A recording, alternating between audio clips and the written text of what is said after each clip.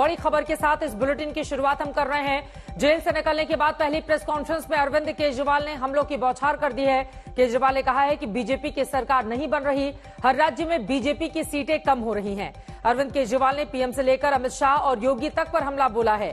केजरीवाल ने कहा है कि दिल्ली की सरकार गिराने के लिए साजिश के तहत मुझे जेल भेजा गया, मेरा इस्तीफा नहीं देना तानाशाही के खिलाफ संघर्ष है, ये जीते तो सारे विपक्षी नेता जेल में होंगे। अरविंद केजरीवाल की ओर से यह भी कहा गया कि आम आदमी पार्टी को खत्म करने की ये साजिश रची जा रही है, लेकिन इसमें कभी सफलता नहीं मिलेगी क्योंकि आम आदमी पार्टी एक विचारधारा है, किसी भी पद का मोह नहीं। देश के लिए मैंने नौकरी छोड़ी, पहली बार जब मुख्यमंत्री बना तो 49 दिन में मैंने मुख्यमंत्री की कुर्सी से भी इस्तीफा दे दिया था। और क्या कुछ कहा गया है दिल्ली के सीएम की ओर से, सुनिए। एक बेहद खतरनाक मिशन चालू किया हुआ है प्रधानमंत्री जी ने, बहुत ही खतरनाक। देशवासियों को यह समझने की, अब जो मैं बोलने जा रहा हूं, समझने की जरूरत है। उस मिशन का नाम है वन नेशन वन लीडर। देश के सारे नेताओं को खत्म करना चाहते हैं मोदी जी, और इसको 2 स्तर के ऊपर इस मिशन को चला रहे हैं। जितने विपक्ष के नेता हैं उनको जेल भेजेंगे, और जितने बीजेपी के नेता हैं उनको सबको निपटा देंगे, उनकी राजनीति खत्म करते जाएंगे, उनको सबको निपटाते जाएंगे। विपक्ष के अंदर आज इन्होंने मनीष सिसोदिया को जेल भेज दिया, संजय सिंह को जेल भेज दिया, सत्येंद्र जैन को जेल भेज दिया, केजरीवाल को जेल भेज दिया, हेमंत सोरेन को जेल भेज दिया, ममता दीदी के कई मंत्रियों को जेल भेज दिया, स्टालिन के कई मंत्रियों को जेल भेज दिया, केरला के सीएम के पीछे पड़े हैं।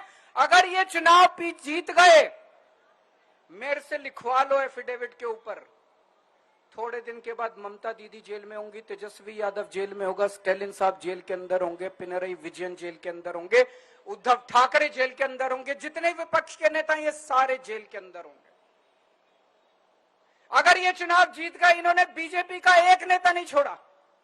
आडवाणी जी की राजनीति खत्म कर दी इन्होंने, मुरली मनोहर जोशी की राजनीति खत्म कर दी, सुमित्रा महाजन की, शिवराज सिंह चौहान जिसने मध्य प्रदेश का चुनाव जीत के दिया इन लोगों ने, शिवराज सिंह चौहान ने उसको मुख्यमंत्री नहीं बनाया, उसकी राजनीति खत्म कर दी। वसुंधरा राजे की जो राजनीति खत्म कर दी इन्होंने, खट्टर साहब की राजनीति खत्म कर दी, डॉक्टर रमन सिंह की राजनीति खत्म कर दी। अब अगला किसका नंबर है? योगी आदित्यनाथ। अगर ये चुनाव जीत गए, मेरे से लिखवा लो, 2 महीने के अंदर उत्तर प्रदेश का मुख्यमंत्री बदल देंगे ये लोग। योगी आदित्यनाथ की राजनीति खत्म करेंगे, उनको भी निपटा देंगे ये लोग। यही तानाशाही है दोस्तों। वन नेशन वन लीडर ये चाहते हैं, एक ही तानाशाह इस देश के अंदर बचेगा, एक ही तानाशाह इस देश के अंदर बचेगा। कई बड़े बड़े एक्सपर्ट से बात की, चुनाव विश्लेषकों से बात की, सेफोलॉजिस्ट से बात की, जनता से बात की, फोन पे लोगों से। मेरा अपना आकलन है कि 4 जून के बाद इनकी सरकार नहीं बन रही, मोदी सरकार नहीं बन रही। दोस्तों, अगर मैं गलत हूं तो मेरे को बताना। हरियाणा में इनकी सीट कम हो रही है, राजस्थान में कम हो रही है, कर्नाटक में कम हो रही है, दिल्ली में कम हो रही है, बिहार में कम हो रही है, महाराष्ट्र में कम हो रही है, कर्नाटक में कम हो रही है, बंगाल में कम हो रही है, झारखंड में कम हो रही है। बढ़ कहां रही है? यूपी में कम हो रही है, बढ़ कहां रही है? बढ़ एक भी जगह इनकी सीटें नहीं बढ़ रही हैं। मेरा अपना मानना है, और सट्टा बाजार में भी वो जो चल रहा है, इनकी 220 से 230 के बीच में सीट आ रही है, उससे ज्यादा सीट नहीं आ रही। मोदी सरकार नहीं बन रही है, केंद्र में इंडिया गठबंधन की सरकार बन रही है। आम आदमी पार्टी उस सरकार का हिस्सा होगी, दिल्ली को पूर्ण राज्य दिलाएंगे।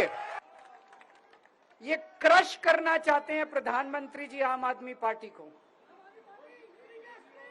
जो लोग मोदी जी से मिलने जाते हैं, वो कई लोग हमें भी जानते हैं, वो बाहर आके हमें बताते हैं कि आपके बारे में सबसे पहले मोदी जी से जो भी मिलने जाता है सबसे पहले वो केजरीवाल की और आम आदमी पार्टी की 10 से 15 मिनट बात करते हैं। उनको कहते हैं कि आने वाले समय के अंदर आम आदमी पार्टी ही देश को भविष्य देने वाली है। वो खुद भी मानते हैं। हम लोग कनॉट प्लेस में हनुमान मंदिर में गए थे, हनुमान जी का आशीर्वाद लिया, उनके दर्शन किए, फिर शिव जी के मंदिर गए, शनि जी महाराज के पास गए, उनका सबका आशीर्वाद लिया। बजरंगबली की खूब कृपा है हमारे ऊपर, हमारी पार्टी के ऊपर, देशवासियों के ऊपर। उन्हीं की कृपा से आज अचानक मैं आप लोगों के बीच में हूं। नहीं तो किसी को उम्मीद नहीं थी कि चुनाव के बीच में मैं जेल से बाहर आ जाऊंगा, लेकिन ऊपर बजरंगबली की कृपा है, हनुमान जी की कृपा है हम लोगों के ऊपर, और चमत्कार हुआ और आज मैं आप लोगों के बीच में हूं। दिल्ली के मुख्यमंत्री अरविंद केजरीवाल को आप सुन रहे थे ताबड़तोड़ भारतीय जनता पार्टी पर वार करते हुए, ये कहते हुए कि 4 जून को उनकी सरकार नहीं बनेगी। पलटवार करते हुए सुधांशु त्रिवेदी ने बीजेपी की ओर से क्या कुछ कहा है, अब उनको सुनते हैं। कि केजरीवाल जी जैसे लुटियन जोन में कुछ एलीट क्लब होते हैं ना, वैसे भारतीय राजनीति में कुछ एलीट क्लब है। हम लोग अभी बचपन में सुनते थे कोई व्यक्ति विदेश से लौट के आता था तो उस जमाने में बड़ा होता था फॉरेन रिटर्न है।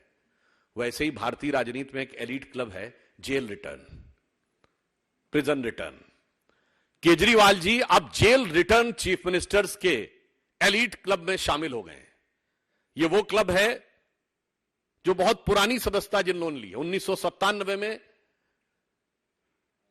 लालू प्रसाद यादव जी इस क्लब के सदस्य बने। 1996 में तमिलनाडु की मुख्यमंत्री जयललिता जी इस क्लब की सदस्य बनी। फिर सन 2000 में तमिलनाडु के मुख्यमंत्री करुणानिधि जी जेल रिटर्न क्लब के सदस्य बने। फिर 2006 में झारखंड के मुख्यमंत्री Shibu Soren ji jail return club के सदस्य बने। फिर 2008 में मधु कौड़ा जी जेल रिटर्न क्लब के सदस्य बने। और मजे की बात यह है कि अब उस जेल रिटर्न क्लब के सदस्य बनने के बाद जो खुशी मना रहे हैं आम आदमी पार्टी के लोग, तो मुझे लगता है कि अन्ना को अपना गुरु मानने के बाद लालू यादव जी को अपना गुरु मानने का जो उन्होंने दिखाया था रामलीला मैदान में, तो उसका पूरा प्रभाव उनके ऊपर नजर आ रहा है। तो जेल से आने पर, और वो भी केवल शॉर्ट टर्म में विशेष परिस्थितियों में जैसा दिया गया है, उसके बाद जो उनकी ये खुशी दिखाई पड़ रही है, तो मतलब लगता खुशी मिली इतनी जो मन में ना समाये, पलक बंद कर लूं कहीं छलक ही ना जाए।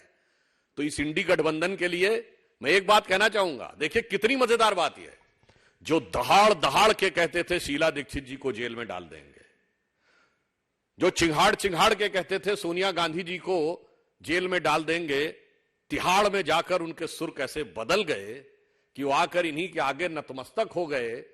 और क्यों? अब उनके बीच में कोई दरार नहीं है, क्योंकि उस पर मोदी विरोध का इश्तेहार चिपक गया है। सुधांशु त्रिवेदी को आप सुन रहे थे, उनकी ओर से हमला किया गया है।